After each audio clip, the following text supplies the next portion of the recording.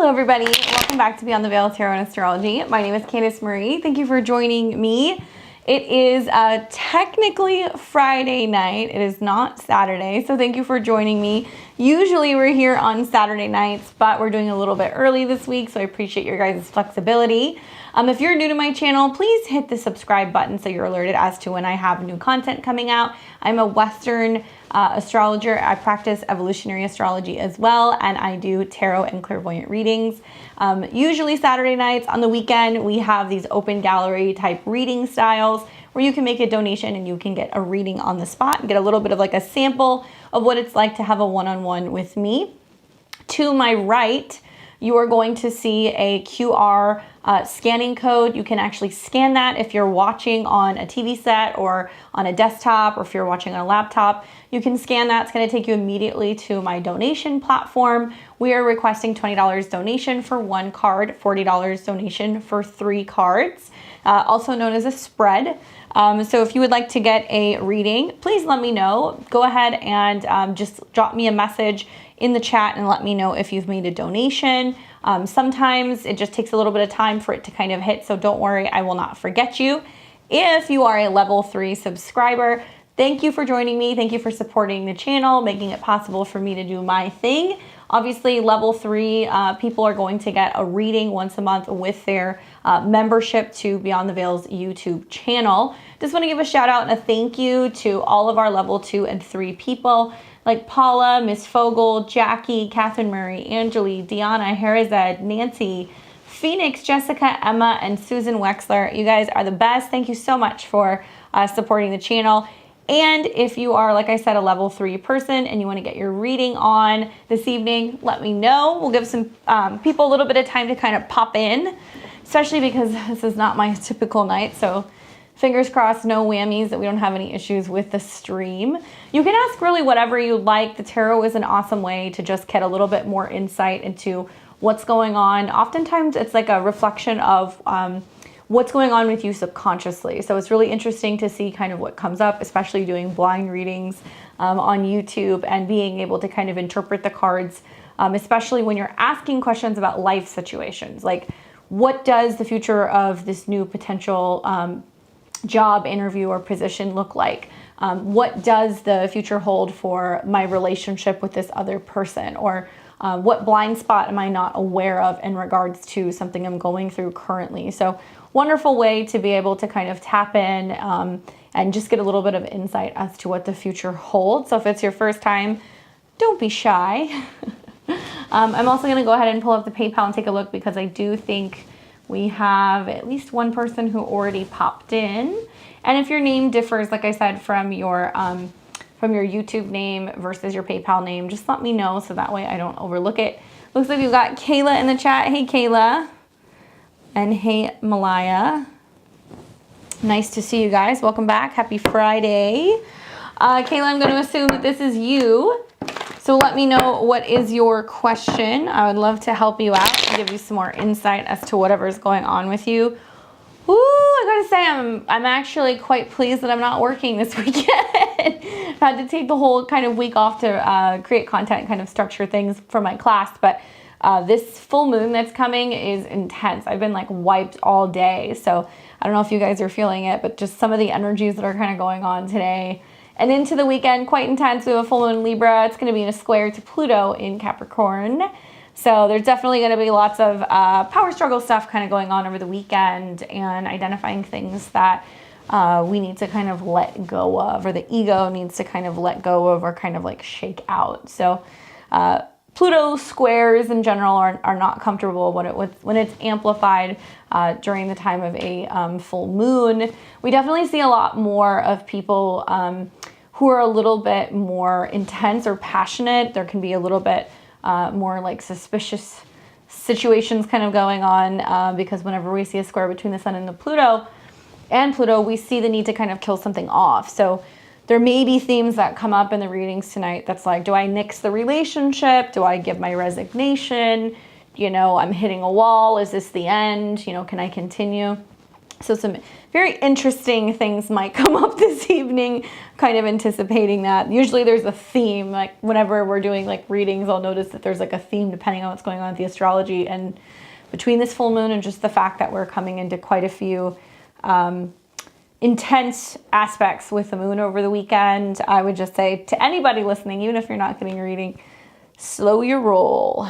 All right, Kayla. You mentioned the last time with the planetary energy, something was going to happen for me. I'm a Libra rising. My dad is an Aries sun. We had an issue yesterday, and I need to know if my intuition is correct that maybe this is guiding me to step back now because the universe came in. Yeah, see? So I'm with you on that as a Libra rising.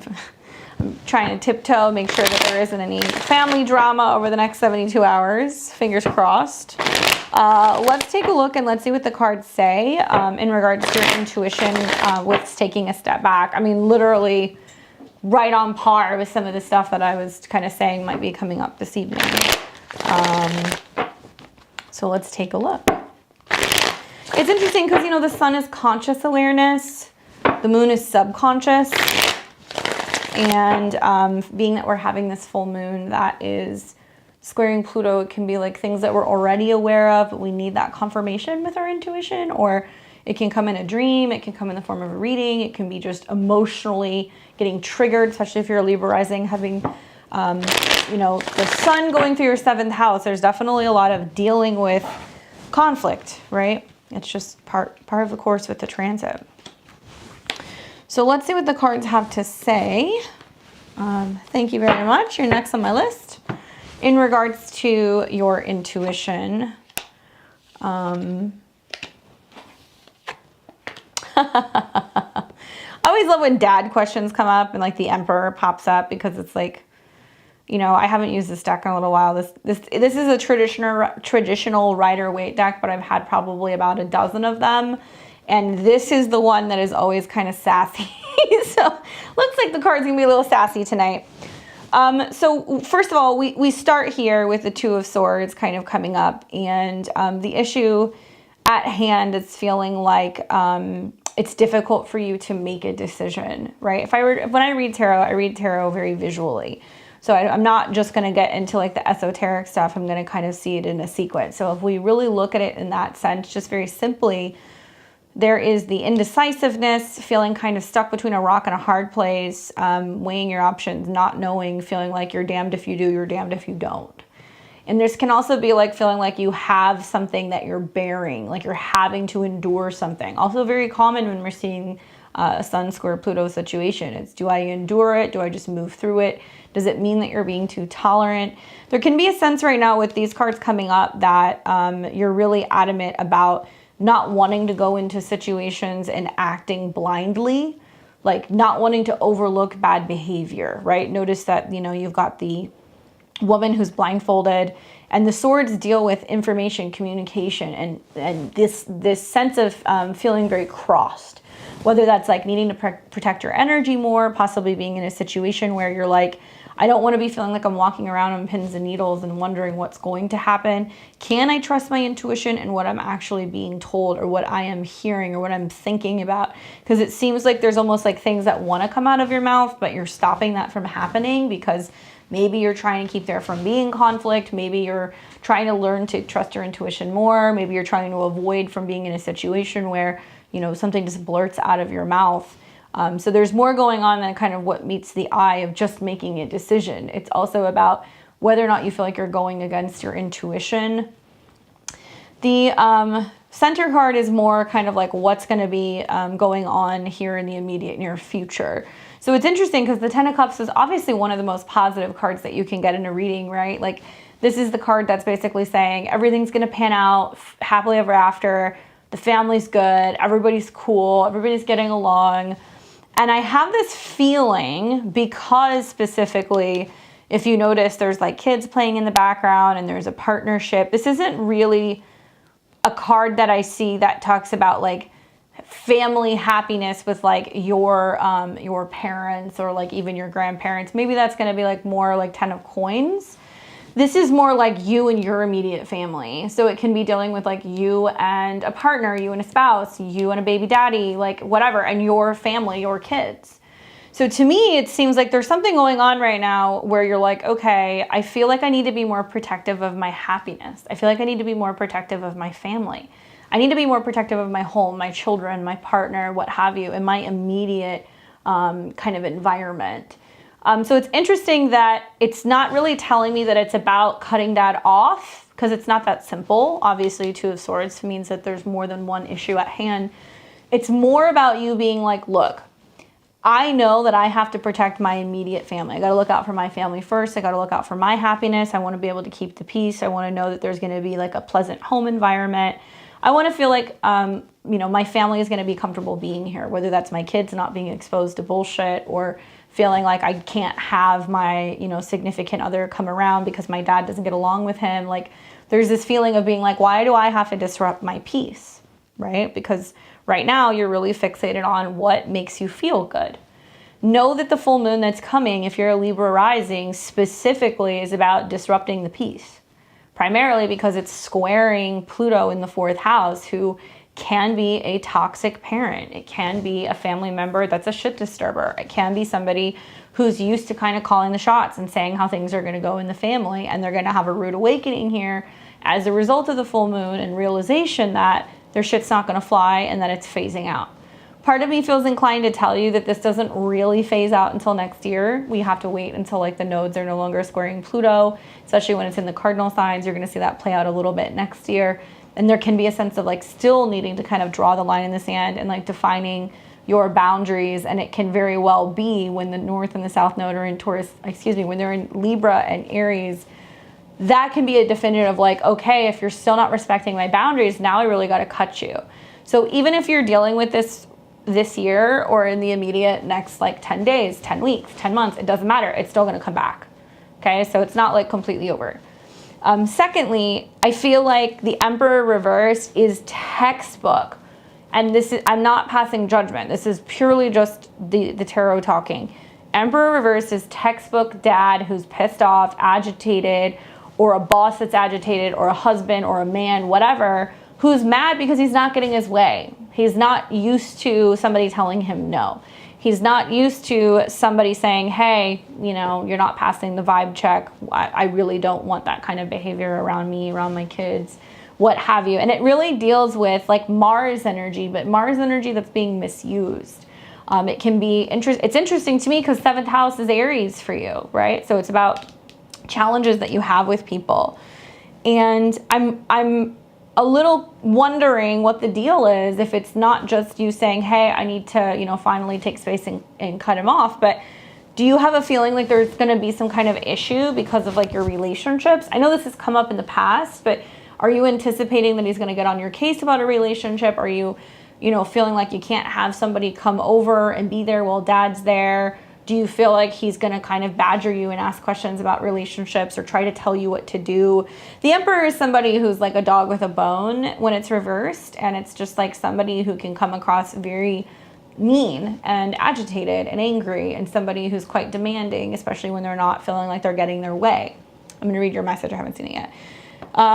This was kind of a big issue for me, being done with his bullshit or being manipulated. No emotions are highlighted, but it's been a buildup. Well, I mean, I've told a lot of people, like, if we are communicating this weekend in the midst of some of like the kind of like climactic things that are happening, it's just a matter of being aware of how we communicate. I find it very interesting that we're going to have the drama that plays out really all the way until Monday. And on my astro video for the week, my astrology, whether it's going to come out tomorrow, I talk about it. How like the full moon hangover lingers Monday, Tuesday. But we also see, Mercury will conjunct Uranus. So there's surprising turns and twists of fate and how we can communicate with people. And it can actually surprise you that there is a possibility that like there can be room for improvement. But it can also be kind of shocking conversations that come about where it's like, you know what, that's a wrap, right? We ain't doing this anymore. And it really could go one way or the other. I think because this is ending specifically, with the Emperor reversed, it's the realization that's like, there's nothing you physically can do to remedy the situation.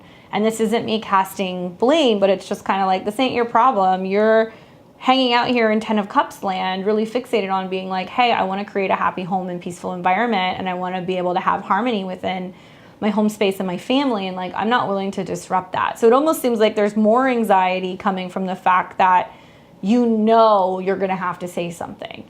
Whether you do it in 2 days, whether you can do it in 2 weeks, it doesn't really matter. But my main concern is that I think this goes deeper into inner child stuff, and like having had a relationship with a parent, or obviously your father, who's been a very dominating kind of energy throughout your childhood, throughout your youth. So now it's like learning to respond differently, learning to reprogram the way you communicate your thoughts, the way that you deal with things, and not feel like you have to be, you know, kind of walking around on eggshells to kind of keep him comfortable. I realized I need to protect my son and his father because a lot of my family is negative. It's going to be a big disruption, but I feel like he'll throw tantrums. Yeah. I mean, that's exactly what's going on. That's exactly what's going on.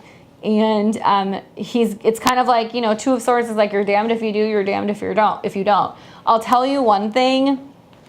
Looking at the bottom of the deck, you have the Nine of Wands. To me, it kind of feels like there is this energy that's like, okay, if I don't take a stand now, I'm going to be kicking myself down the road because I'm going to allow him to kind of shake me up a little bit and get me off track, right? And also Two of Swords is like, what can I talk about? What can I not talk about? What can I share? What can I not share? And even if you're going the path of having him around and not talking about it, to me it seems like very stressful because it's just going to be in the back of your mind. That's like constantly thinking, like, okay, do I tell him this? Do I tell him that? Like having to filter yourself. And also turning a blind eye to his behavior, which I feel like as a Libra rising, it's going to be very difficult for you to do that, especially when it starts disrupting the peace. So even if you turn a blind eye to some of his behavior, it's almost like enabling him, and that's going to continue. And then it's going to be even harder. You know, people don't like it when you create boundaries, or when you create a sense of like really telling people like, hey, this isn't going to fly anymore. When you change the rules of the game, yeah, usually you're going to get some people who are going to have some tantrums. This is definitely a tantrum card, but it's more than that. It's somebody who feels like they have a right to tell you what to do. They have a right to kind of nag you. They have a right to get on your case about stuff. And being that this is such a positive card, I feel like just the anxiety of even thinking about, okay, how would I navigate this and keep him around without saying too much, that's already disrupting your peace, because you're already living your life in a way where you're like having to think things through before you bring him around or talk to him. We've distanced a lot since the conversation yesterday, and it was guided to this now. It'll blow up later. Yeah. And I mean, I'll tell you something that I feel, because this is going to be something that's just going to come back again, especially, I think you'll see this more during like the Mercury retrograde that's going to happen at the beginning of 2023. Yes, my mind is already going there because I know that I told a lot of people, especially Libra and Libra risings, like, look, 2022 started with a Mercury and a Venus retrograde in Capricorn. And a lot of shit hit the fan. And I've told a lot of Libras, here's the deal. If this is going on, and if you don't remedy it this year in 2022, that as you start 2023, it's going to come back and it's going to like hit you right in the face, and it's going to be even more difficult when the nodes square Pluto. I would say hold space for the fact that if you're focusing more on your family and your happiness and what you are building for yourself, and also, remind yourself and remind him, hey, I'd love to have a relationship if it can be healthier. Perhaps maybe that square could manifest, somewhere down the road, spring of next year, is being able to work through those things. But it's going to be an interesting one until Pluto fully leaves Capricorn. We're going to see that briefly next spring. So I think for Libra rising charts, finally seeing Pluto whole sign-wise leave Capricorn and go into Aquarius is like going to be a total turning point. And it may give you the opportunity to finally kind of bury a long-standing toxic issue that you've had with a parent. And so, yeah, I mean, it's not just you and your dad. I've seen this with a lot of Libra rising charts, and I think Saturn going through the 5th house is just really reiterating you have to uproot those old emotional patterns to better protect you, your heart, your inner child, your lovers, your kids, like all of those things. And just know that you're not alone in that, because I think I've had dozens of clients in this like last 6 to 12 month period who's been going through the exact same situation. And it's really important because it's going to play a really significant role in healing the inner child, having a better relationship with your children, having a better relationship with men, and also being able to like really learn how men are supposed to treat you. And that it starts with you kind of taking a stand and being like, this doesn't work for me. So hopefully it gets better. Don't give in to the tantrums. Don't overthink things. Make it very simple. Just be like, I'm really focusing on what brings peace and harmony to my home and my family. I'm not willing to let anything mess with that. I've said this to, Libra risings. I've said this to Scorpio risings. Like, be so fixated on peace in the home that you're willing to like go to war over it. And hopefully, things do not get out of control there with dad. Maybe give it a little bit until after the weekend before you hash that out with him. Hopefully that's helpful for you, Kayla. Sending you lots of good vibes with that situation. Let's see, who else do we have here? I think Malaya got a reading. There we go. And it looks like Paula's here somewhere. Hi, Paula. All right, so Taurus Sun, Libra Rising, Virgo Moon, Aries Venus. Pull a card for love and career. Please, love you too. I love all the Libra Risings that like pop in. We need to start a Libra Rising support group. I thought we were done. After all the cardinal squares. I kept telling people, I was like, this weekend is gonna be like, it's giving me like PTSD from 2020 all over again. I'm like, oh man. All right, so let's see what's going on for you, my dear. Libra Rising, Taurus Sun, Virgo Moon. Aries Venus, you've got a lot to look forward to. So let's see, in regards to love and career, well, that is a difficult card for sure. Followed up with another 5. So 5 of coins is this feeling of, am I always going to be left out in the cold? Like, when do the lessons stop coming? This feeling of really thinking long and hard about support, wishing that you had more support. Something about this makes me feel like, the 5 of coins can be really referencing the fact that you're like, man, it's like, I'm doing so much for other people. When do I catch a break? Why am I being left out in the cold? I can only just think visually about your chart and the fact that, you have all of these heavy hitting planets that are going through your whole sign, Aquarius 5th, probably the cusp of your 4th from what I remember. And it should get you thinking psychologically with some of the transits about, where do I benefit by being more open to receiving support from other people? And that doesn't always mean financially, because I know you're a Taurus, you're going to be like, money, maybe, but not so much that. It's more what you're actually receiving in support from other people, whether it's a hug, whether it's somebody who's just willing to get on the phone and listen to you vent, whether it's like somebody asking you like, how are you doing? Sure, it could be somebody saying, hey, let me ease things up for you a little bit, let me pay your bills. But it could also be as simple as being like, somebody making you a meal or somebody helping do your laundry, right? These are kind of practical Taurus things. I will tell you that Libra risings in general, they are going through huge shifts in regards to what they value, right? You're seeing the North Node eclipses in the 8th house. So, it's not always just about money. Taurus is, but it can be about security. And psychologically, where you're getting triggered when it comes to security, right? Like the Libra rising horoscope across the board, and I'm not just saying this because I'm biased, because I'm already married, but it's pretty fucking good the next 2 years.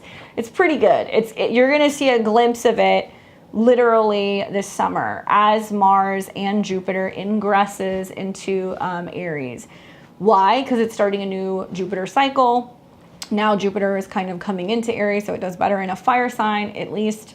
But it's also going to be meeting with Mars. And so both of them have that very noble, knowledgeable, expansive, travel, educational type of feeling. In a woman's chart, if you're straight, Jupiter is going to be very much connected to husbands.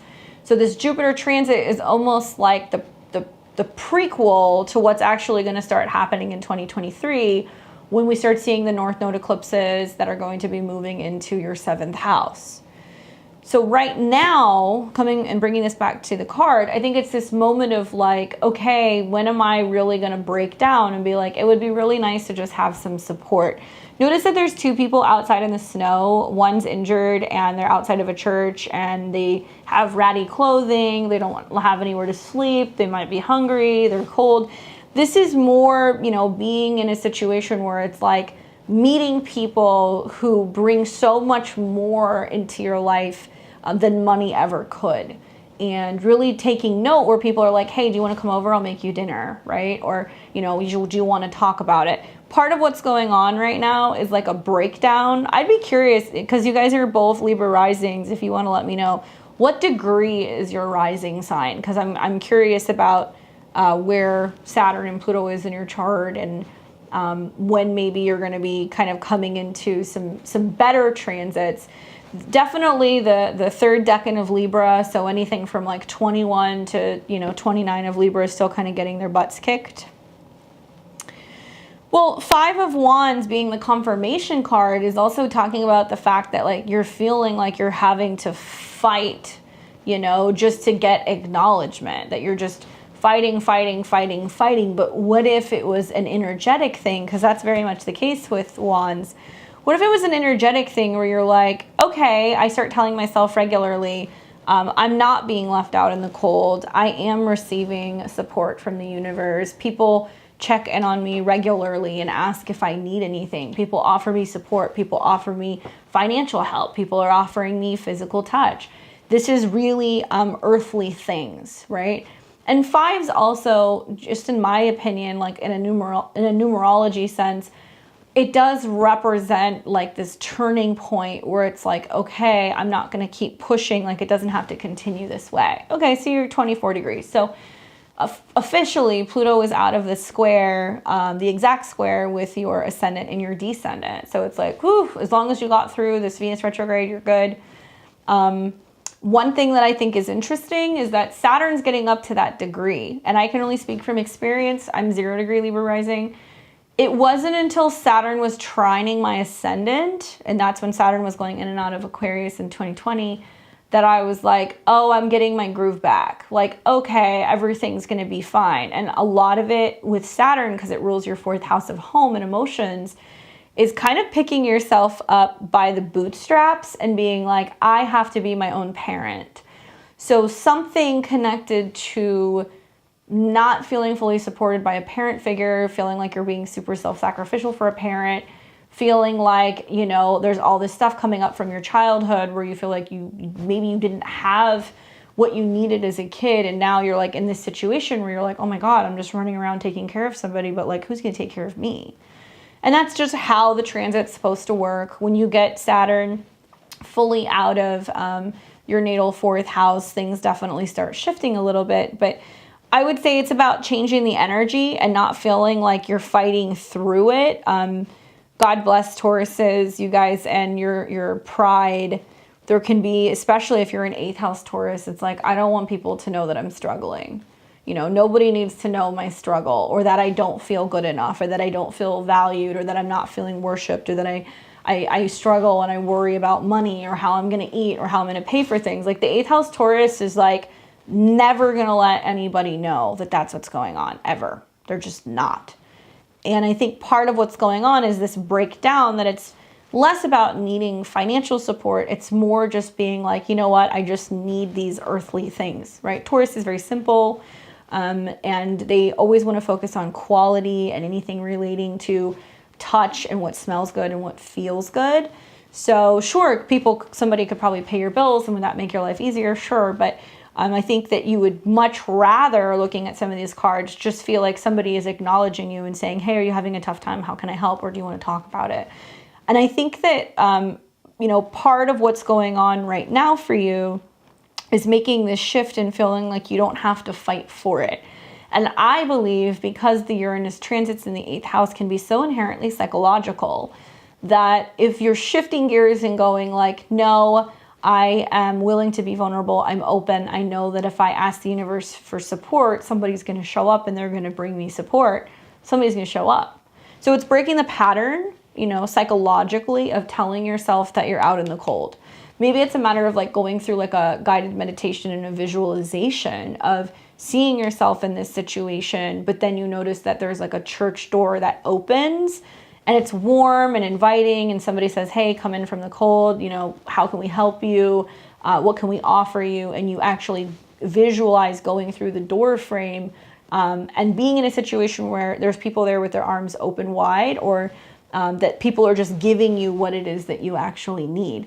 That can be really helpful. I mean, I think the reason why tarot works is quite literally, it's like these like psychological images that that are coming up because it's a reflection of how you're feeling. So if we work with it to undo the pattern or manifest things or let things go, it can be helpful. You know, that's why I think tarot readings are really helpful on an emotional or psychological level, because it can show us things that we're not aware of. And if I just read these two cards, it's not even so much about being left out in the cold. It's about feeling like it doesn't matter how hard you try. It's like Groundhog's Day. You're just going to keep ending up in the same spot. And you're like, why do I even bother? Like, why am I working so hard? Because I'm not getting anything. And if you're continuing that mindset and it's just going to cycle through, you're going to find yourself stuck in that pattern, unfortunately. I would encourage you, I think, with some of these cards to also really ask yourself, are you learning to ask for help? Okay, and it doesn't mean that you need to ask for money because this is a financial card, but are you asking for help? Or are you being open and telling people that you're having a difficult time? We don't know what's going on with the rest of the scene. They're walking by the window hoping that people see them, but they're not knocking on the door, right? They're not going and asking for food or somewhere to stay. So I think that it's interesting because you have an 8th house sun, you know, whole sign wise. I don't know if it's in the 7th, but you know, you do have an 8th house sun, and the sun is harder to shine in the 8th house. It's like kind of like a 12th house energy where you assume that people can see you, but oftentimes, sometimes you can kind of feel like you're falling, you know, behind and you're in the shadows and things are getting eclipsed and people can't actually see, you know, what you're struggling with. The North Node, and I also think the fact that Taurus season is like upon us and you're coming into your birthday, it's going to start highlighting all of this stuff.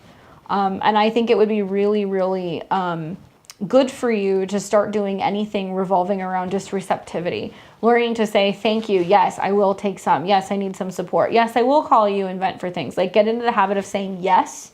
Or when people ask you how you are, tell them the truth. Open that door and start the process of letting people know that you're having a difficult time.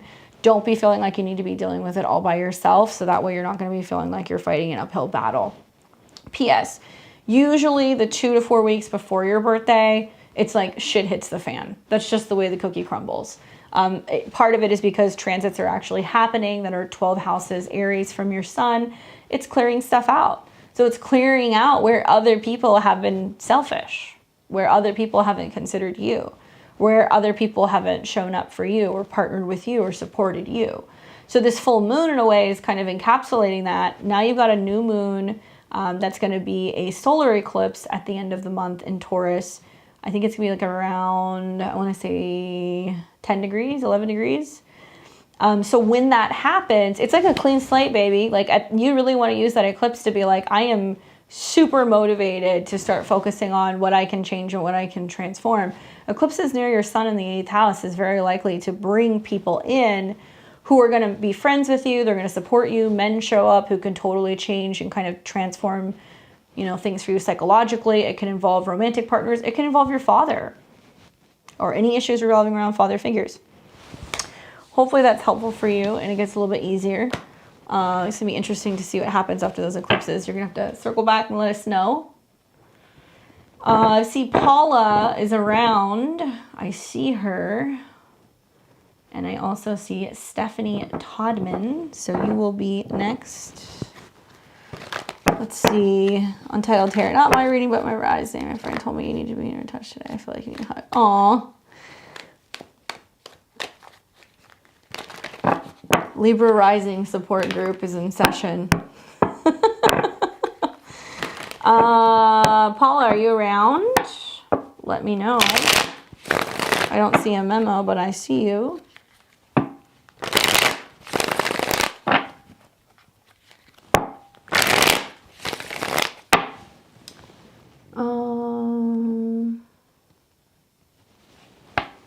Some of the questions you guys ask me makes me laugh. If you guys are just tuning in, you want to get a reading, there's the QR code. You can scan that if you want to make a donation. $20 for one card, $40 for three. Ask whatever you want. The more tea, the better. Us Libra-wise things, we like it. Thank you, Erica. I got you. Let's see if Paula says anything. I'll give her a minute because I have a feeling she might have something specific. I'll take Stephanie until I hear back from Paula. So don't worry, Paula. Once you hear me, let me know your question. Stephanie, can I say your question out loud? I'm sure it's fine since you put it in there. You didn't say not to say it, but I thought I'd ask. I have a woman at work that's trying to make me her friend. It's kind of creeping me out. Can you please look into this? Sure thing. I'm on it. Trying to be your friend. So let's see what this woman at work wants. You sent it. Let's see. It's not in the memo. That's why I'm asking. Let's see.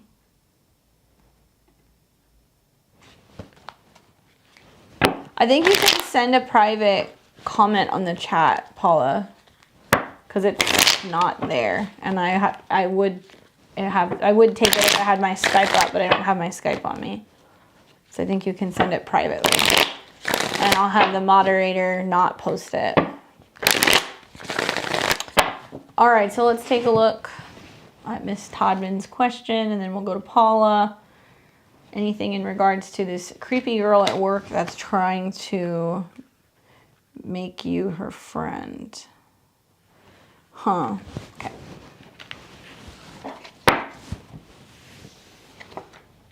Oop, there's the Emperor again.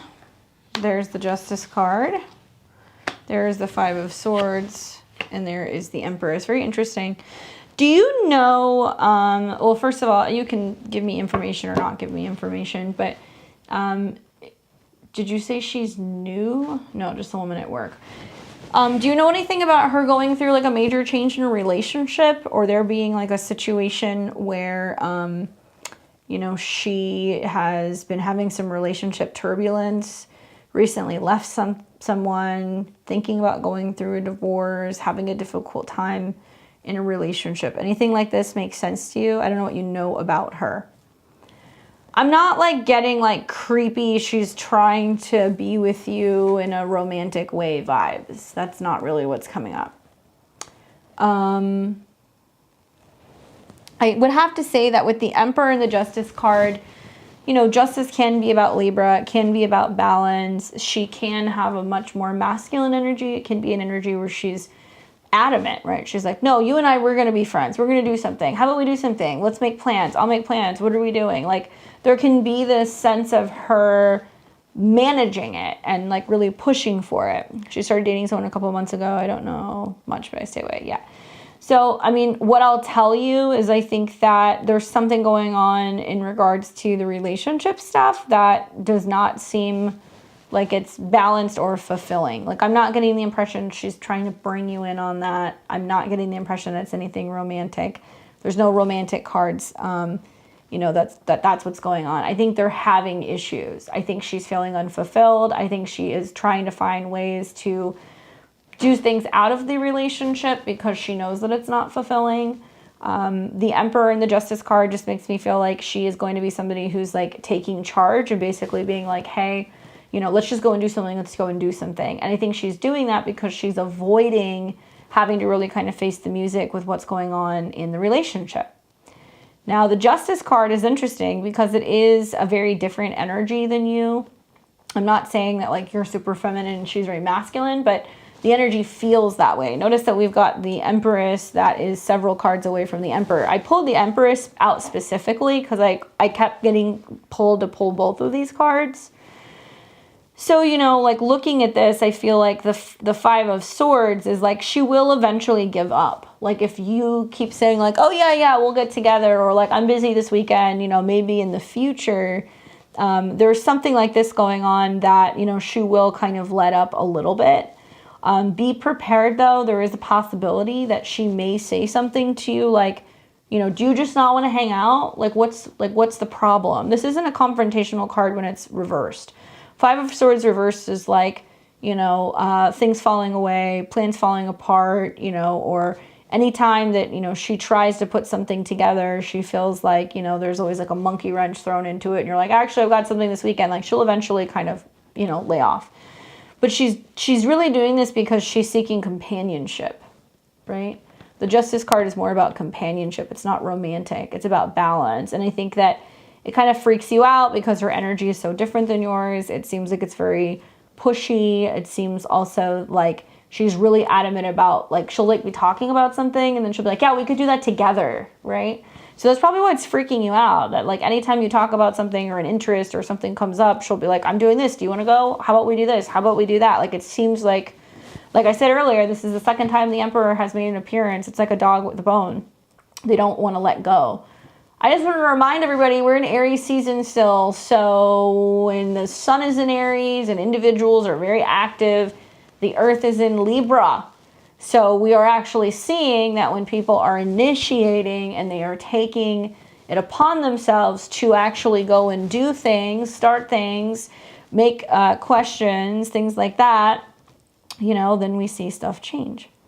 And people try to partner with other people. But I get the impression that, like, honestly, because these are so far away from each other, they're so polar opposite, I get the impression that, like, if you were to go and interact with her, I don't think it would be, not that it would be a pleasant time, I just don't feel like it's going to be your vibe. I don't think it's going to, I think that you're right on the money with being like, I'm staying away, I'm good. I also get the impression, because the Justice card is coming up with the Emperor, that this can be somebody who comes and goes in waves. So it can be somebody who's in a relationship, and when things are good, you don't hear from her. It can be a friendship where when she, you know, is having lots of issues, and then all of a sudden she wants somebody to hang out with all weekend because she's having problems with her person, she shows up. It seems out of balance to me, and that it seems somebody that can be like almost like a little like erratic with, you know, contact, and it might just be a little bit of like a roller coaster, and you're going to be like, I don't really know if I want to have a relationship with somebody who wants to hang out only when they're available, you know. But the Emperor is coming up at the end. I think it's fine. Like, you can smooth it over. I don't think that there's going to be anything confrontational. It would not surprise me, though, with the Five of Swords and the Justice card is like her being like, well, what's going on? Like, you don't want to hang out? Like, what's the problem? She might be like, what's wrong with me? You know, Five of Swords is like, why aren't you following up with me? Why don't you want to get together? But I would say that, yeah, it makes sense that it's not really a vibe. I don't really think that it's anything like romantic. I think that she's just having a very difficult time, and she's trying to find balance socially in her life outside of her relationship in general. But the Emperor is coming up, makes me feel like you can kind of send it away with some love and be like, I'm just really busy, I've got a lot going on, you know, and then eventually she will stop asking. It can take a little bit of time, though. You know, Five of Swords can be anywhere within like 5 weeks, and you might see her kind of come and go, and then eventually she'll stop asking, because swords are about communication in general. So if she sees that not only are you not receptive, but you're also not proactive, she's just going to stop. I wonder if she's going to have this issue with other people at the office. So I would say keep an eye out for that, because the Empress and the Justice card makes me feel like other people can bring this up and be like, what's going on with this? This is kind of weird. So other people might make the same comments, you know? Hopefully that was helpful for you. I've got Paula, and then I've got Erica, and then I've got Lauren. So in that order. Yeah, you know, Todman, that's kind of what happens when you have that Empress energy, you know. Emotional energy vampires are real. Like, people who just want to, like, feel good being around somebody, and they don't understand why they're not socializing well with people.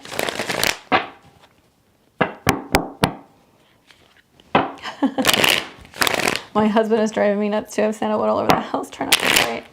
Sandalwood is the way to go this weekend, guys. You'll have to circle back and let us know if she leaves you alone. You know, put a little shungite somewhere around your desk, or some smoking quartz or something to neutralize that. Some fluorite. All right, Paula. Your question is, my son is having a hard time at school. He made a mistake last year and it's affecting the way the kids look at him. He told me the kids are ignoring him when he goes up to talk to them. Is this going to change for him? I believe this next year school will be a positive year. Am I right? This is your Taurus. I remember. Actually, I have his chart. Hold on.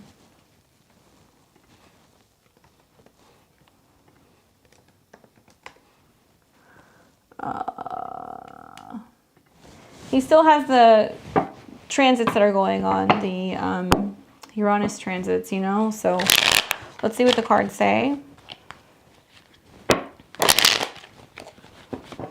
So what does Paula need to know about the issues that her son is having at school?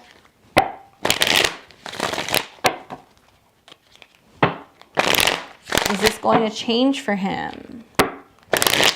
You know, Taurus is having an eclipse near their sun, okay? So especially your little guy, there's an eclipse within 24 hours of his birthday. So it's a fresh start, new moon solar eclipse. So setting the stage for something new. It's eclipsing things out.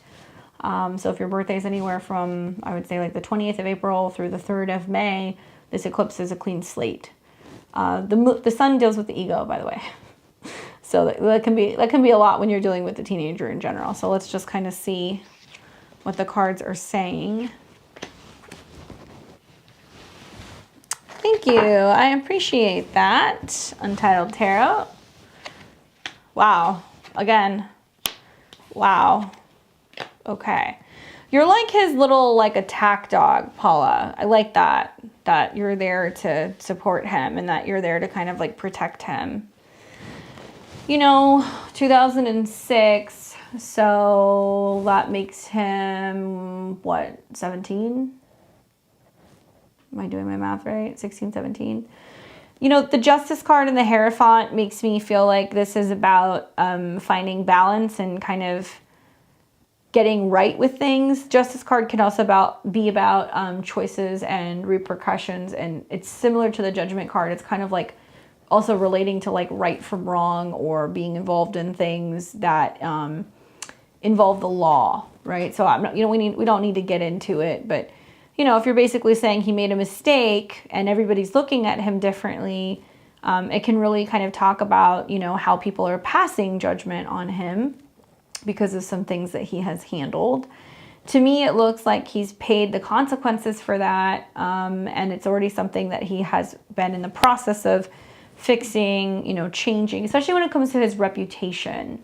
I think that the Justice card deals a lot with like reputation and like how people judge you and whether or not people give you a fair shake. Now the Hierophant's coming up, so I will tell you that if this has not already happened, what is likely to happen is that there is going to be some kind of a counselor that's going to get involved. This can be a counselor at school, this can be a teacher, this can be somebody who is a coach, something like that. The Hierophant coming up for him is basically also, this is the card for Taurus, but it's talking about like finding the way, finding a way to be able to move forward, talking to somebody or a mentor or somebody who's going to give him some kind of advice and basically be like, look, here's the deal. This is what you need to do.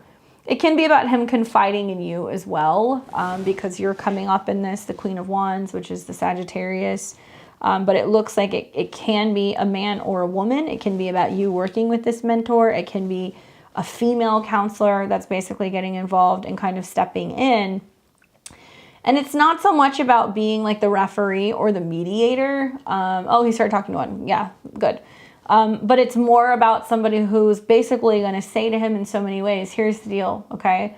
This is what happened. These are the rules. These are the regulations. You know, they are going to enforce that. So if he is being bullied, beyond just kind of feeling like he's being ignored, if he's actually being bullied, he's going to have somebody who's going to come to his defense. I also feel like it's really interesting because the Hierophant comes in and it can be somebody who also changes the course of the direction that he goes in life. So it can be somebody who he has a positive experience with, who works with him, talks to him, mentors him, and ultimately ends up saying like, you know, so what are you going to do with your life? You know, if you don't like what's going on, change it. You know, what's the big picture? What do you want to go to school for? What do you want to be? And it looks like it's going to be really positive because they're going to put a bit of like a fire under his ass and basically be like, okay, you know, if you don't like the way that you're being treated or the way that you're being looked at in the future, then think about that before making decisions moving forward. So that way, when you're dealing with society, this is just like a lesson for you that in the future, you know, if you screw up and if you make mistakes, you know, society can look at you differently. Right now, it's just high school. It may feel like the end of the world, but it's not the end of the world. But it looks like it's going to play a role in helping him better decide the direction that he's going in life. And not just in a professional sense, but also just like really instilling strong morals in him and talking to him about, you know, like being more mature and kind of rising above the situation. I feel like even though that's a bummer, you know, when kids hit 18, 19, that's when they have their very first nodal return. And a lot of things change at that point in time, you know. So he's also on the brink of that. That's going to be happening for him very soon. So he's coming into being aligned with his kind of purpose to be a Taurus and to be seeing the Saturn-Uranus squares that took place, you know, all of 2021. And now they're coming back this year at the end of the year. It's literally about issues with friendships and whether or not, you know, authority figures are coming into their life to kind of help redirect them as they go through changes with some of their friends. Okay, so he's not being bullied. That's good. I would say we want to encourage him to stay in contact. I feel like Justice and the Hierophant, being that these are two very prominent cards, they're major arcana cards. It's also saying that from the months of, I think it's going to be September of this year through May of next year, you're going to really see things kind of change. I also feel like this is also kind of insinuating that it's less about friendships, it's more about actual relationships that are going to begin. And realizing that, you know, he can have a bunch of friends, but that doesn't necessarily mean that, you know, they have his back, right? So he's going to start looking at things going like, I want to invest more in relationships with people one-on-one and maybe have, you know, few close friends rather than a group, right? Because both of these cards talk about quality and strength in quality, even though this might be more partnership and this might be more one-on-one. Keep encouraging him to talk to this person because I do think it's going to help him. But I think that even though he's kind of having some issues in the friendship department, these cards seem to insinuate that a relationship may be coming in, which is going to kind of help smooth things over. Maybe he feels like some kind of security and like a girlfriend or something that ends up playing out that gives him what he needs to be able to move forward. And he's not focusing so much on like, you know, the people who he's lost or, you know, what they think of him. I think that there's going to be like a real shifting gears, especially for Taurus suns, you know, having had Uranus anywhere near their sun. Now there's an eclipse.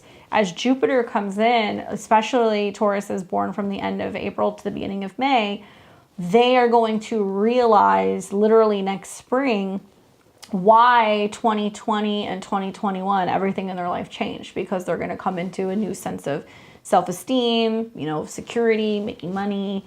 And it's all going to be because everything kind of got, you know, shaken out of their life over the last 2 years. He was a girlfriend or he wants a girlfriend. He's going to get one soon. Yeah, that's definitely something that's coming, especially if he's a Taurus and he's not like partnered up. That's probably going to be something taking place in the fall. And it's interesting because to me, it seems like there's like really strong people around him, whether it's like you and this counselor, or there ends up being like a really strong, you know, woman that comes into his life, or it just ends up being women who are just like reminding him like, hey, you got to kind of stay the course, you know? He started playing sports again. That's really good, especially going into like next year. Oh, he has one. Okay. So, you know, he's not going to be totally alone. Obviously, you know, we want to see him having a lot of diversity, not just a relationship, but I think sports is good. That's going to help him. And I don't really see anything changing. I know you didn't ask me, but I don't really see anything changing in regards to like school. Like it's not a situation where you're going to pull him out of school. He's going to stay there. And I think that if he's getting more involved in sports, that's a good thing, because it's really going to kind of press him to really like work well with other people, if that makes sense. But yeah, I do see this getting better. Just know that, like I said, the Saturn-Uranus squares return at the end of this year. So encourage him to keep talking to this counselor. Encourage him to be doing team building any which way he can with sports, and not worry so much about what's going on with the friends, because that's going to change anyway. Okay, hopefully that was helpful for you. We've got Erica and we've got Lauren, and I just saw that Anjali's here. Hey, Anjali, I can totally do the reading for you. Of course, you're level 3 person. We are going to call last call pretty soon, guys. So if you want to get your readings in, please go ahead and make your donation so you can get on the queue. So yes, Anjali, I got you. Don't worry, Paula. It is going to get better. It will. Especially because he's got a good support team behind him.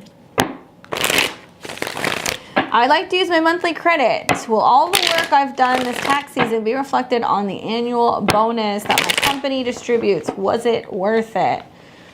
Well, let's find out.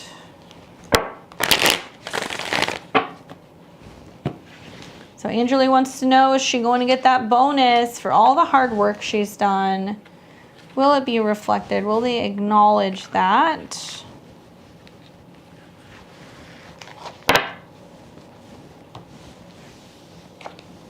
Well, that's a card you want to see, huh? I'll leave you in suspense. I was going to pull them one at a time. But, I mean, in my opinion, I'm not going to say the next cards don't matter. But this is the card that you want to see. You know, if you're asking questions, am I going to get the bonus? Am I going to, you know, am I going to make it? Are they going to approve something? Am I going to get approved for the loan? Whatever. You know, Ace of Coins is always like it's coming through card, right? Cash in hand. A financial offer, a new opportunity, something that's being presented to you of value. And, you know, one thing I would say is that with the Ace of Pentacles is that it is saying that there will be something given. The amount, it is not determined. We might see more based off of the next two cards. But the Ace of Pentacles is like here. It is the very beginning of the aces. So it can kind of say, maybe they say something to you like, you know, here's this. And then depending on how everything plays out, you know, in a couple of months' time, or if we have extensions that you need to finish or whatever, you know, there may be more that comes. So just be mindful of that is definitely a yes card, followed by the 3 of Wands, which is basically saying, and there's room for growth. So I think what's interesting is that I do think you're going to get a bonus, but I also think that they're going to kind of say, you know, we're open to feedback. How did it go with this team this season? You know, what did you need? What could we have done better? But it's also opening the door to like, okay, well, is this going to be a regular thing? You know, is there going to be like a % that I'm going to get in return for doing a good job in the future? How can we open the door to like not only doing this every tax season, but also knowing that there's room for growth? Because the 3 of Wands is like talking about actually going somewhere. It also seems to me like maybe you're really hoping and praying and wishing because you have plans, not just because you're hoping that you're going to get a pat on the back and get a, you know, actually get some money, but maybe you're like, well, I've got plans. I'm trying to move. I'm trying to go on a trip. I'm trying to travel, you know, and I really want to make sure that this time that I'm going to be having this downtime post-tax season to kind of like rest and recuperate, like that, you know, I'm going to be able to have some funds to enjoy myself after really kind of busting my butt for like the better part of the last couple of months getting all of this in, right? And then the final card that comes up for you is the Queen of Swords. So it also, once again, yes, the answer is yes. It looks like you're going to get it. I also feel like it's important that if you go through some kind of a review and they talk to you about it, to speak up about what did and did not work for you this year in regards to your team. I also feel like there may be some new contractual things that are changing where they're like, okay, moving forward next year, this is what we're doing. We need you to sign this, blah, blah, blah, blah. But also like if you didn't like something, or if you need to voice an issue, or if you need to be like, hey, this was really stressful. This sucked. I needed help in this. And, you know, I pushed through it and I did it anyway, but I don't want to do this next year. There's something here that makes me feel like there needs to be like a communication exchange, and it's really important to say that. And if you feel like they're giving you a review and they give you your bonus, but they're overlooking things, you can get kind of agitated if you're walking out of the room like not saying what you need to say. So I think it's important to say that. I do think that you're going to get something. I would say expect this within the next month. It can be in increments of 3. So I don't know what that means. I don't know if it's, 300, 3,000. I don't know. But there is going to be some possible increment of 3. And also the Ace of Pentacles is not necessarily just money. It is money, but it can also be a gift. So it can also be like, hey, and we got you this. We did something nice for you guys. Here's this thing. It's not just a bonus, but maybe it's like, we're going to start giving you guys a bump in pay or whatever. There's going to be something else. So ask for that, look at that, find out what it is, because this can also be them investing more so long-term and wanting to make sure that their employees are happy. Especially because I'm going to tell you something. These people made money this year. All right. So, and I mean, as they should, everybody's services are going up, which is cost of living and everything. But yeah, I think it's probably going to be something where you're talking to them about, well, how can we create this incentive where we can do this more often? Yeah, there's going to be something else. There's going to be something else that they're giving you, because it's not just the Ace of Pentacles. It's opening the door with the 3 of Wands. So opening the door to, okay, are we going to do regular reviews so we can, possibly do this more often? But I mean, they made money. If Ace of Pentacles is the first card to drop, it's basically like not a matter of whether or not they have the money. They have the money. So, you got to tell them to pay, be like, you better pay up. Just kidding. But tell them what's up, because especially when it comes to your perspective moving forward, I think with the 3 of Wands, it's kind of like, you were willing to kind of persevere and like move through things. And also you were super, like you had to do a lot of problem solving. There were a lot of things that you had to figure out on your own.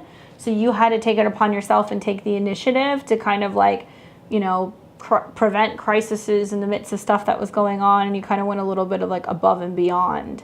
So to me, it seems like it's important to kind of really voice like, it's not about you, gloating that you earned it, but just kind of being like, I kind of did way more than I should have, and I don't want to see that this, happens like next year. So there is a need. If there's a review option, give the review. If there's not, politely find a way to kind of communicate and express how things can be better next year.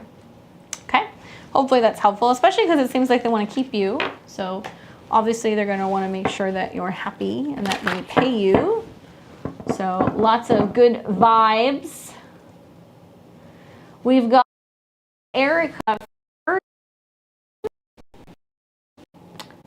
Let's see. I saw her up here, I thought. Relationship reading, please. I reconnected with my first love. Where is this going? 11-degree Capricorn rising, Cancer sun, Leo moon. He's a Cap rising, Leo sun, Aqua moon. So he's a full moon person. Very interesting that you're both Capricorn risings. And if you're a Cancer sun, you're along his 7th house cusp. Let's take a look at what's going on here with you connecting with this love from the past. That's a theme for Capricorn placements I've noticed recently with that Venus retrograde. It could have really brought back some really strong connections.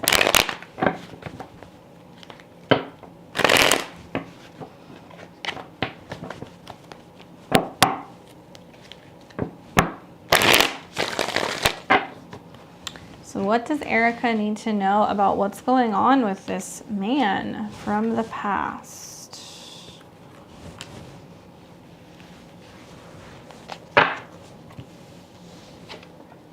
First card is Queen of Cups, followed by Ten of Swords reversed, followed by the Ace of Wands. I guess the question that everybody wants to know, Erica, is did you do the deed? Did y'all hook up? Very interesting indeed. I get quite excited when I see the Ten of Swords reversed. For me, that's just, there's something really like cathartic about removing all of like the swords from your back if you felt like you guys didn't have closure. If you were heartbroken in the past, if there was a situation where you felt like that door was not fully closed. If you were hurt because of like what went down. I laugh because the Ace of Wands jumped up. So it's saying definitely there's a lot of there's a lot of sexual energy that is bringing the two of you guys together. It's creative, but it's a new beginning, right? So what I love about this is that it's basically saying that he came in as you were going through a process of like healing all kinds of stuff. It wasn't just him. He might have just popped up because, you know, there's a possibility that, you know, you were just making peace with, you know, things that didn't happen in the past. And I would imagine being a Cap rising, Cancer sun, definitely that Venus retrograde, the whole beginning of the year was just a little challenging.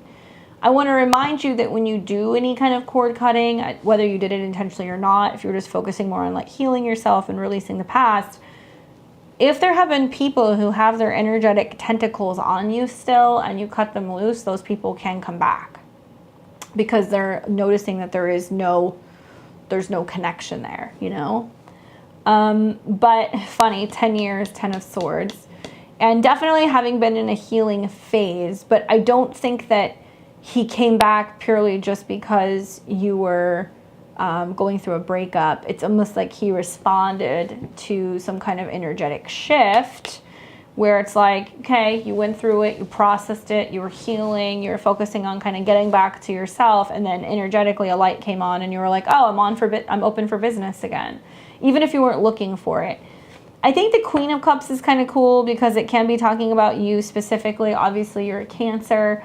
But that on an emotional and on an intuitive level, like, was there anything that was coming up for you? Like, were you thinking about him or you had a dream about him? Like, when you guys split, did you ever, like, say to yourself, like, I just have a feeling that down the line, that person's going to come back? Is that something that ever happened for you? Because Queen of Cups in the past position can be talking about just like your intuition and being in a situation where you're really brokenhearted when it ended because you're like, I don't understand. It wasn't supposed to end. It wasn't supposed to go down this way. Like, timing is like a really fucking weird thing, right? Like, sometimes it can be a situation where in the back of your mind, intuitively, you know that it's not done, but you're having a hard time accepting like actually what's physically happening as you go through the ending. And I think that it's cool. It's not cool that you're pulling the Ten of Swords, but you're pulling it reversed, where the way that you're looking at the past is very different. You've healed that. You've moved on from it. And you also have done a pretty good job, like, you know, moving forward from this most recent breakup. So good on you. But time doesn't really exist, at least in when I look at these cards. It's a lot of like, you guys might feel like you're just picking up right where you left off. I don't think that you're in like this very vulnerable position right now where it's not safe for you to be dating. I think the exact opposite. I feel like that his energy can be like a breath of fresh air because the Ace of Wands is coming in basically offering you the opportunity to connect, to have passion, to have sex, but to have fun and to feel wanted. And that flame is like still there, you know, it's like still lit. And it's also kind of saying that it's like teaching you that like very quickly you can shift gears and be like, okay, so I spent 10 years with somebody and it didn't pan out, but I can have somebody come into my life and then just on a whim they show up and it just works. There's a lot changing with you like energetically. So I would say be mindful of that. I feel like this is going to pick up a lot, even more so during the fire months. So maybe this was something that was like really kind of taking place the last like 2 or 3 weeks.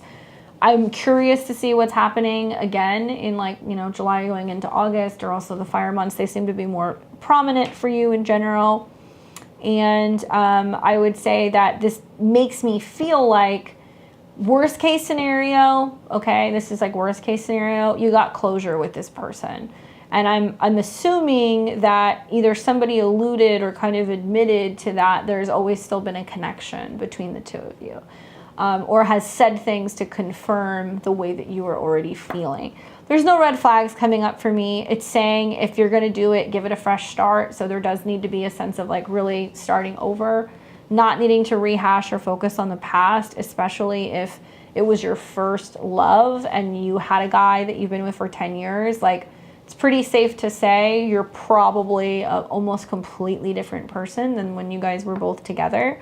So there is a need to actually really, you know, have a clean slate. And I think what's interesting is like there seems to be some like energetic correlations that both you and him were going through just like this totally fucking insane clearing out period recently before reconnecting. So it's like, you know, if you've got somebody you're supposed to be with, I've seen this for tons of clients. Like, you know, I'll do a reading for somebody and they're like, you know, this is just horrible. I'm going through this breakup and it's so bad and I have to like end this relationship and like this person and I have to break up and they have to move out. 6 months down the line, they end up either reconnecting with somebody or meeting somebody who went through the same thing. So to me, it seems like you guys have been on a similar wavelength where both of you guys have been going through, you know, some kind of situation where, you know, you have been hurt and you guys have both been dealing with trauma and you guys have been needing to heal that trauma so that way you guys could, you know, get to the next step. And I think part of that was energetically and vibrationally needing to both level up. And I'm a big believer that unless both people, even if you guys aren't connected, if both people are meant to be together, you have to kind of go through that before you can, you know, reconnect. So I don't see anything bad here. I feel like this is a lot about tuning into your intuition. Maybe it's confirming things that you always knew. And I think that with the 10 of Swords, you're not like in this fragile like state. You're fine. Be optimistic and excited for the future. I think that it can be a really good physical connection. And I think that in itself, if that's happening or when that happens, your energy shift as a response to that should be interesting because it almost feels like kind of like filling up your gas tank where you're going to feel very emotionally and energetically kind of inspired and kind of fulfilled. So it should keep you going, you know? So hopefully that's helpful. Circle back. Let us know what happens with him. I'd love to hear that. Certainly it's really helpful to have somebody who has the same rising sign as you, you know, because you guys are going to go through the same transits at the same time. Let's see who else we got here because we did call final call. So we've got a couple people that snuck in. We've got Lauren, Wendy, Miss Fogle. Thank you. I saw you. Hey girl, there is 3 people ahead of you, so if you want to get a reading, let me know. We're going to call final call here so we can wrap everybody up. You are so welcome. Lauren, thank you for your tip. I appreciate it. Wendy, live reading. What changes are coming up for me? Wendy, I got you. Ooh, what card was that? The Empress. Well, that's going to be one of your cards, Wendy. What changes are coming up for me? The Empress has popped up quite a bit. Have you guys noticed that? The Empress and the Emperor. So there's like lots of like masculine, feminine things going on. But if the Empress is popping up, I feel inclined to kind of tell you like what is it that you're focusing on nurturing or taking care of or like what's kind of like gestating right now. That can be talking about projects that are getting ready to come to fruition. That can talk about actual fertility. It can talk about you focusing more on self-love and nurturing maternal energies. Let's see what the other cards are saying that come around it. But whenever a card jumps out, I always read it. But, you know, if the Empress relates to changes, these are positive changes. These are not negative changes. You couldn't get more like kind of like opposite, like bipolar cards here.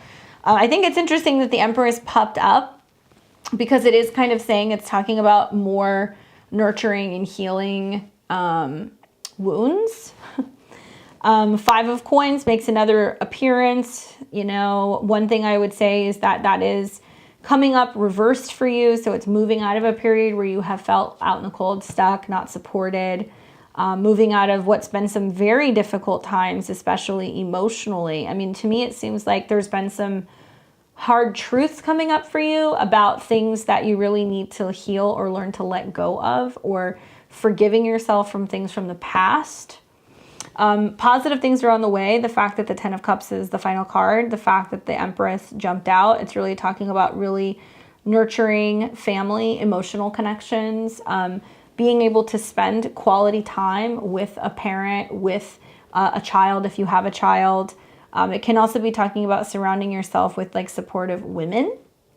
But I'm curious what this like 5 of Coins and the 3 of Swords, that can be like being disappointed that certain things didn't go as planned, you know, that people who you thought had your back didn't. going through some challenges in regards to just emotionally struggling because of some like either health or financial issues. But I love the fact that on several readings now, we've seen the 5 of Coins come up with the 10 of Cups. So it's basically saying like a lot of people are feeling like, okay, there's a need to kind of really work through issues of not feeling valued, not feeling supported, not feeling helped out, and being left out in the cold, and then having a breakthrough. Like these are some of the most opposite cards that you can see.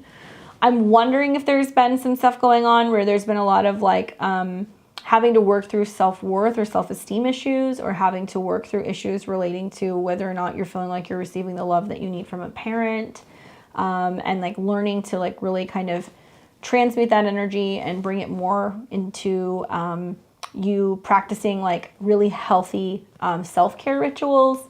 If that's something that you've been doing, it's going to pay off. If that's something that you haven't been doing enough of, then it basically is saying like you're going to start doing it, you're going to start feeling better.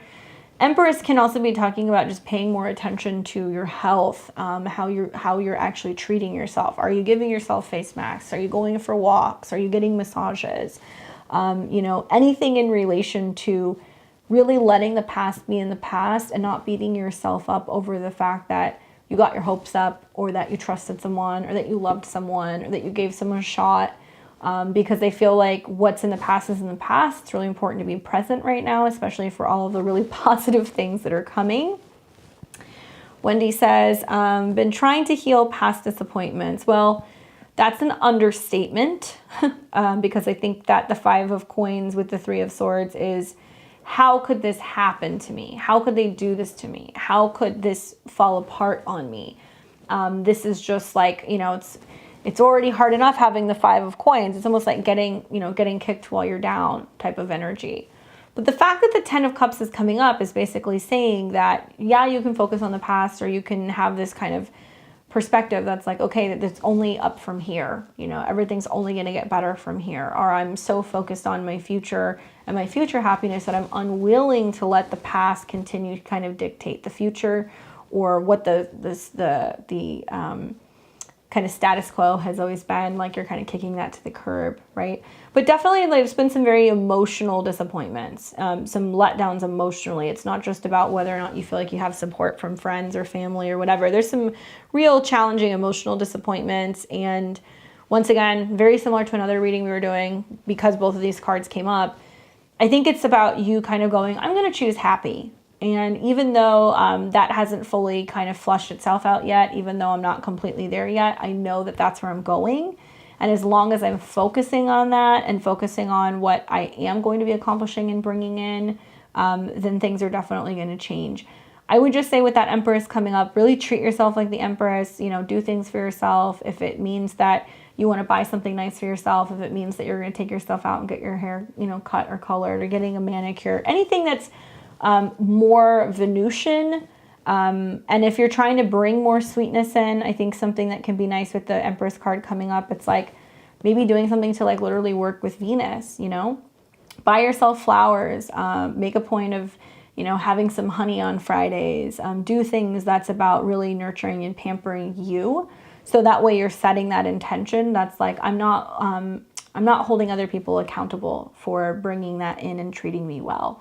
And bringing in that sweetness. I'm doing it for myself. But you're definitely not even on the path of healing. You're like 75% there. You're going to find that the next 3 months are really kind of the turning point for you, because the Empress is 3s. And you're in this period where it's like you're still going through the actual pregnancy process before you start having the birth of what's going to be the new projects, the new joy, the new love, all of those things. 3 months from now, you know, when we're getting into July, I would say like July through October is when you're really going to kind of start to see the fruit come in. And surround yourself with sweetness and flowers and art and beauty, and you're going to feel a lot better. Okay? Sending you all the good vibes for the healing. Letting that past go. Miss Fogle, my dear. How are you? Where is the best place to meet my new coming boo? Girl, where is my man? And yes, that ex returned in February. He did not make it to April. Bye. All right, let's see what's up. What's going on?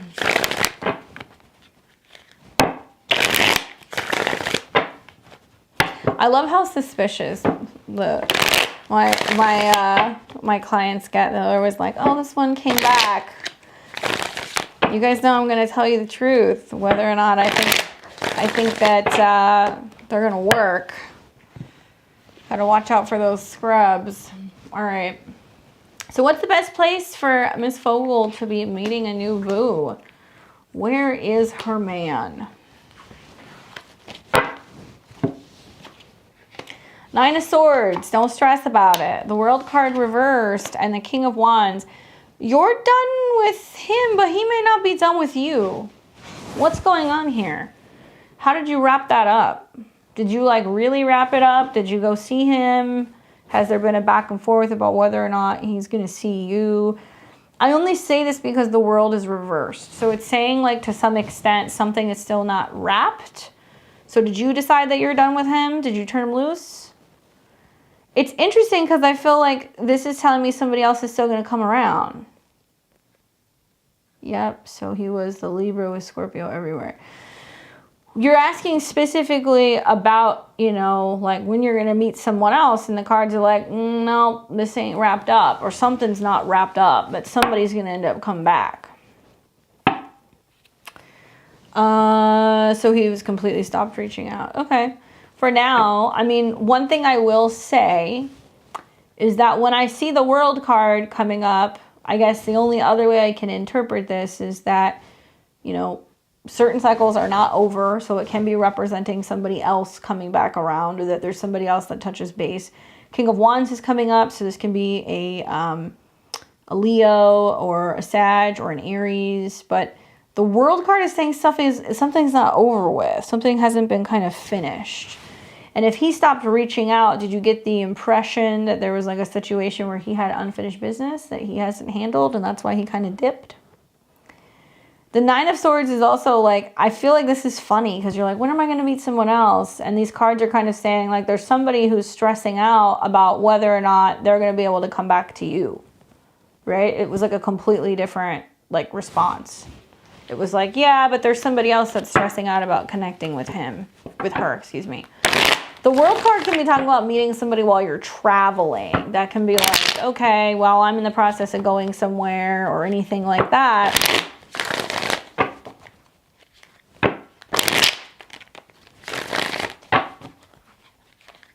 One card reading for an individual. I got you, don't worry. Thank you.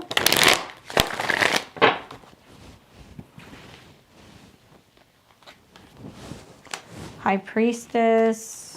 Six of Cups, Nine of Swords. Girl, this deck is super nasty sometimes. It'll be like, no, this is what I'm telling you. So notice how I shuffled and it said the same thing, okay? So the High Priestess is saying you already know, whether it's me having already given you the answer or the Six of Cups coming up, reversed is saying, nope, somebody's still going to circle back around. Hold on, wait a second, somebody is still going to return. And then the Nine of Swords again, right? It's literally saying the same thing. So it's about cycles not being complete. You know, Six of Cups is like reminiscing, thinking about something.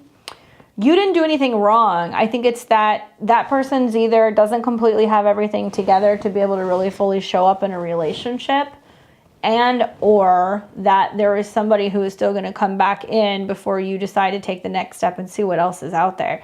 You know me, like I'm going to tell you literally, if the cards are saying, yeah, there's somebody coming and this is where you're going to meet him and how, I'm going to tell you. That's why I was like, let me reshuffle this. And the fact that I kind of just got bitch slapped by the tarot when it was like, no, what you saw was correct. That there is going to be somebody who is coming back around and is going to reconnect with you, but they're stressing it, right? It can be like him going like, fuck, I already dropped the ball. You know, I was so consistent with her and now I'm not talking to her. And like, what if she didn't move on? What if there is somebody else? I would just say before you move on to the next person, you're a Libra rising too, aren't you? From what I remember, with like a lot of Virgo in the 12th, right? Remind me. But this is basically saying, no. There is somebody that's going to circle back around. If you're Libra rising, because apparently that's the group that we have this evening, know that there is a ton of planets in Pisces right now. A ton. Which is your 6th house, which is not just about your health or your routine. It is also the 12th house from your relationship house. So if people are going to disappear, if people are going to show up, if people are going to come in, like all of these Pisces transits are literally going to be a situation where there can be people who vanish for good or people who mysteriously come back, or you find out the truth about what somebody's been going through who you had some kind of connection with. That's what I thought. So let me tell you something. Just wait. The horoscope for Virgo in general is really positive because it is about all these romantic partnerships, but it has to be after something dissolves or somebody comes forward and tells you where they've been. The fact that the cards have said 2 times straight, like, I'm just telling you, trust me, give it a couple weeks. If you meet somebody, you meet somebody, but there's some unfinished business here and somebody's going to come back around. Please like circle back through and like let me know, because I would love to see like what it was that it's saying that somebody else is going to come back in before you try to find someone new, you know? Let me know. Keep me updated. Send me a message. So at individual, where was this? I want to make sure I'm not losing anybody. There we go. My question is, the person I should move forward with already in my life, or is it a new person coming along? I've been clearing a lot of people out, breaking a lot of cycles. I apologize that I missed that. Thank you for being patient. Ready for a powerful relationship. I am a Scorpio rising, Sun in Gemini, Sagittarius moon. Ooh, spicy. So you're a full mooner, huh? Let's take a look. Let's see what you've got going on for at an individual. Tyrone, thank you. I appreciate you coming and bringing, you know, the gospel of Jesus Christ, our Lord and Savior, here on Easter weekend on the channel. I really appreciate it. Did you know that Easter has pagan roots? Did you know that? Did you know that it is after the pagan connection to fertility, thus Easter eggs? Did you know that? Just wondering. Here we go at individual, asking questions about a very powerful opportunity for relationships. So 2 of Wands coming up. It looks like you're open, you're ready, man. It's not just about you thinking about it. It's that you know somebody is going to show up. I'm questioning and wondering about like geographical things. Specifically because I think about, in the back of my mind, being a Scorpio rising, you've got Uranus going through your 7th house, so relationship stuff can like turn on a dime. And with Saturn in your 4th house, it's about the past and whether or not you're willing to like uproot yourself and how far you're willing to go emotionally for change in relationships. You're coming out of a year of Saturn and Uranus squaring, so it's, I need to completely let go of the past. I'm ready for something new. You've come through 2 years of eclipses, so there's lots of changes that are going on, that have been going on for the last 2 years for you, especially when it comes to how you communicate and what you believe in. But when this card comes up, it really is reinforcing what you were saying about being open, but it's also saying that you're standing at the gateway or on the precipice of like having a very big shift that can have to do with like where you're living, where you're traveling, where you're going. So if you're a Scorpio rising and you've got all this Gemini Sag in your chart, it does tell me that you're open to change and transformation in terms of either where you're traveling, what you believe in, what you're studying. I'm curious to see if like you're starting to get a little bit more adventurous and if you're willing to be meeting people in other places or outside of your usual hangout spots, or if you are meeting people online or what have you, if you're willing to kind of expand that search optimization. Scorpio risings in general are definitely going to do much better if they're doing that. Secondly, I would say that, you know, with the globe being in your hand, it can literally kind of be looking at, you know, where is my life going? What is it that I want? And where is it that I'm wanting to call home? Whether that's within a relationship, within a city, what have you. Like there's more than just the relationship stuff that's going on. I would encourage you to try to either be more open to travel or going to places that you wouldn't usually go to, or talking to people who might be in different places or a little bit more culturally diverse than you, especially if you've got that Sag Gemini in your chart. Like people who speak other languages, people who are from other countries, other backgrounds, things like that can be very attractive to you. And just through kind of changing up your daily routines, right? Two of Wands is about, okay, I could do this or I could do that. And it could be as simple as being like, I'm going to travel to a city that I haven't been to before, or I'm going to go grocery shopping on the other side of town. It's trying to get you to kind of change something like that up so that way you can meet someone. You got a new moon eclipse coming. That's going to be in your whole sign 7th. So that's going to be very active. I would really pay attention to what's going on literally between, I would say, the end of April and the beginning of June. And with those eclipses with the squares to Saturn, there can be situations where you're considering moving, or you meet somebody right after they've relocated, or maybe you meet somebody and they're like, oh, we're a great match, but I'm going somewhere else. Do not let that set you back. So stay with that if you end up meeting someone. Don't let distance be an issue. And I feel like this is definitely something that is going to require you to either travel or be more open to where you're living. It's like, it's just kind of part of the course with the transits, but it's being reinforced with this card. And it's more than just having an open mind. It's about being able to go at dating and relationships in a very different way now. I don't know if you're still listening. But also, if you are, I'd be interested to hear where your Venus is, just knowing the placements that you brought up. The person I should move forward with already in your life. Two of Wands is like an option. So that makes me feel like you're not waiting, you know, you're assessing what's kind of in your life, but you're open to what's coming. So I would be very open to what's coming, especially with the North Node and the eclipses now being in your 7th house. I would be more focused on that. If it was like, you know, 4 of coins or Ace of coins or, you know, 8 of coins, I'd be like, no, stay. No, this is saying something else is coming. There's something new that's coming. And it's, oh, okay, so you have Venus in Gemini. So then your Venus is somewhere along your 8th house is what I'm going to assume, depending on the degrees. When Mars goes into Gemini, I would really pay attention. So Mars is going to go into Gemini. Hold on one second, I'll tell you. Well, relationship stuff in general is going to get shaken up in May because you have an eclipse in your 7th house, and then there's a Mercury retrograde in your 7th house. But I would say from mid-June to October is kind of your best timeline, just knowing your astrology that's when someone's going to come in. You have Venus in Gemini. There's a possibility you can meet somebody while they're going through a change or a transformation in a relationship, so just be mindful of that.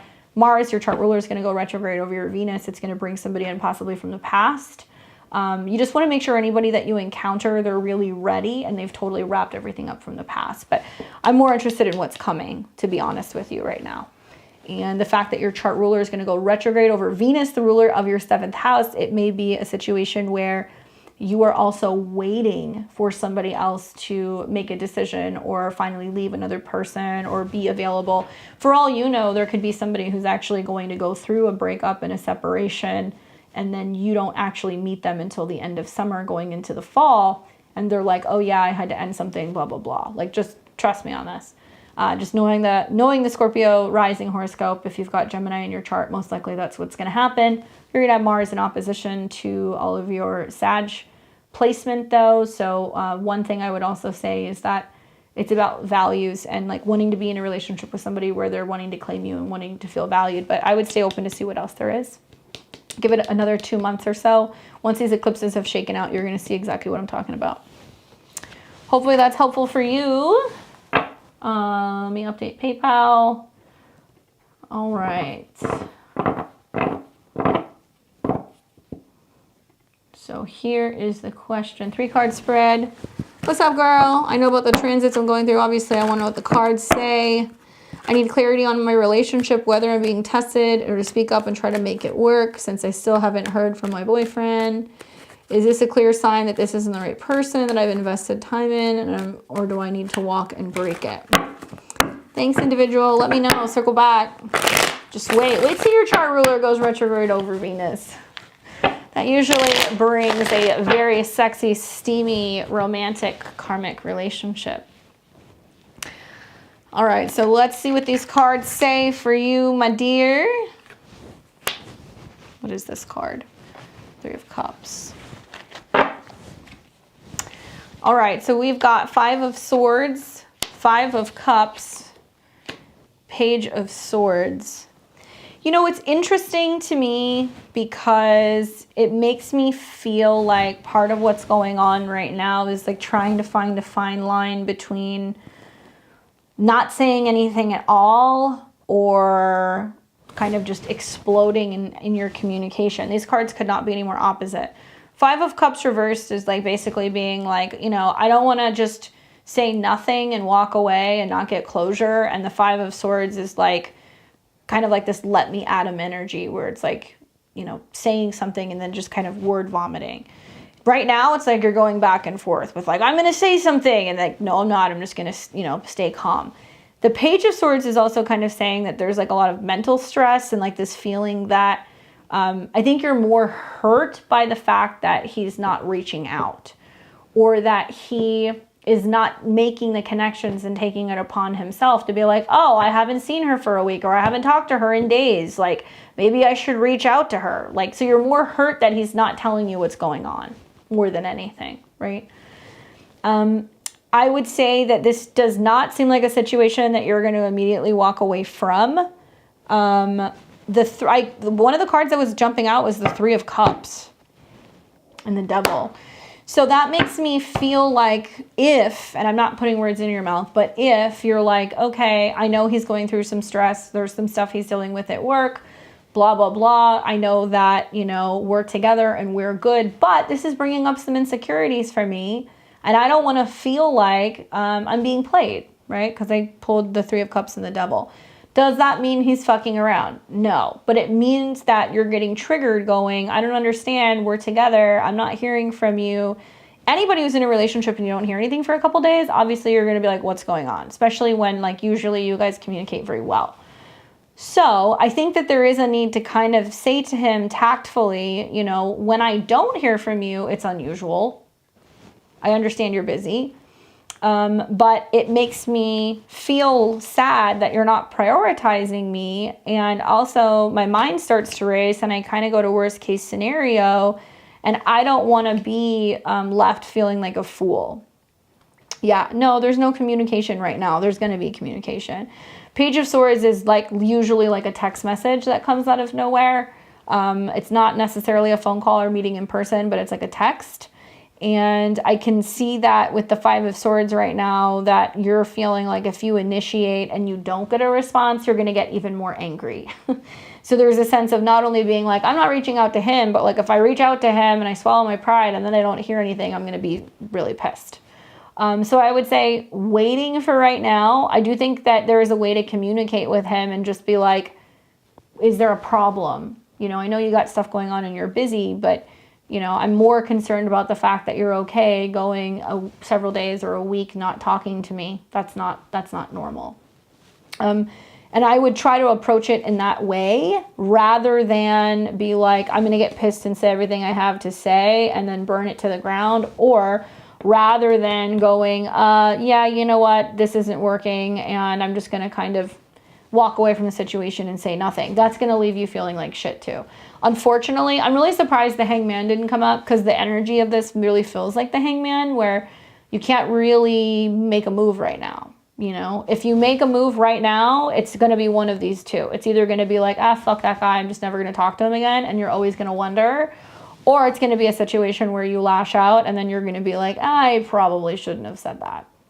So there's a way to kind of come at this by being like, you know, I understand you got stuff going on. Do you want to talk about it? Okay, well, I'm going to talk about it. I don't think it's normal or it's typical of our relationship to go this long without communicating. And when we don't, and you don't even tell me what's going on, my mind goes to worst case scenario. And that's really all you need to say, right? I mean, I don't say this to like be degrading, but like men are very simple creatures. So making it as like easy as possible because they can't really read our minds. And I think it's important if this is how you're feeling, because the Devil and the Three of Cups did come up, that if there's any insecurities coming up revolving around where he's at, what he's doing, it's triggering things from the past where, you know, you don't want your mind to go there. You don't want to think about that, but you can't help but think about that. It's important to kind of like let him know if there's been some trust issues in the past, or if there's been infidelity in the past, or people who didn't call you back or were lying, or if you got cheated on. Because to me, it seems like your mind's going, okay, I know that he wouldn't do that. We're together. I'm sure that's not happening, but I'm still having this insecurity and I'm going to be really angry if there's something going on that's not kosher here. So I think it's important to say to him, when you don't tell me what's going on and you don't communicate with me and you just drop out, my mind goes to worst case scenario because things like this have happened to me in the past. And I want you to know that it's a trigger for me. So do you want to talk about what's going on? I would give it a day or two. I think this is literally just the full moon that's playing out. I also feel like the Three of Cups can be a nice card that's also insinuating that there is like a fallback here, that there is an opportunity to like spend time with other friends socially, going and grabbing a drink, getting your mind off of things, like being around friends and people who are going to kind of want to socialize with you and kind of get you out of this mind space, because right now it's going to fall in one of the two extremes and neither one of them are going to pan out very well, especially if you're communicating inevitably through a text message or something very simple like this, where tone can be taken the wrong way or somebody can act just totally oblivious. I think you're more upset that he's not aware, you know, being oblivious to the fact that you guys haven't spoken or just acting like everything's okay and, you know, not even really apologizing for his behavior and not having any accountability. That's also a problem. Right? But I don't see you walking away right now. I don't. Five of Cups, you know, coming up reversed is saying that you're going to be able to communicate and express yourself without just being mad or angry and walking away from the situation. But I wouldn't blow it out of proportion either. So give it a little bit of time. And I would say to you that if you must communicate with him, not doing it like via text message. Like if he texts you or if you feel inclined to text him, send him a voice note. So the tone can be defined. You can actually tell what's going on with the tone so it's not taken out of context. Like I said, I'm very surprised that we did not pull the Hanged Man card, because that's exactly what this feels like to me with all these cards coming up together. It's like you really can't make a move right now. What I will tell you, though, is look for Monday when the Mercury-Uranus conjunction happens, because that's going to be a big, big one for a Scorpio rising. If you're a Scorpio rising, the Sun-Mercury conjunction in your 7th house on Monday, it's going to be like your partner, you know, suddenly communicating very quickly or acting erratic or telling you things out of the blue that you didn't see coming. So it's like there is a possibility that he cracks and then kind of calls you on Monday and he's like, this is everything that's going on and I'm losing my mind. And you're going to be like, oh my God, okay, well now I feel better knowing that that's what was happening. So let's talk about it. Give him the benefit of the doubt. It might be worth waiting for that transit on Monday. Hopefully that's helpful. Hopefully you have friends that can take you out and do something with you, spend time with you, so you're not sitting around worrying about worst case scenario or sulking. Hopefully. Fingers crossed. Keep me updated. Let me know what happens. And yeah, hopefully this was helpful for you guys. Thank you for those of you guys who donated and were commenting and interacting in the chat. I appreciate it so much. I will be back on the 23rd. That'll be a Saturday. That'll be next Saturday. We're going to do live astrology. And if you are a level 3 subscriber or a member, if you're supporting the channel, that is going to be the last day this month to get a reading, because I am not going to be having a live on the 30th. I will not be available, so I wanted to give you guys a heads up and let you know. So next Saturday is going to be the last time to get a reading in, and that will be astrology. Now tomorrow I have a new astro weather coming out talking about the transits. I also just got done doing the lunar eclipse in Scorpio video. It's super early, but now that we're getting into the vibes of eclipse season, wanted to put that out. If you haven't already seen the Taurus eclipse video, do check that out. Otherwise, hopefully you guys have a good weekend, a happy Friday, Saturday night. You have a good time. I hope the full moon is kind to you. Leave me a comment. Let me know how it is playing out for you below. Otherwise, I will see you guys very soon. Take care and enjoy the rest of your weekend.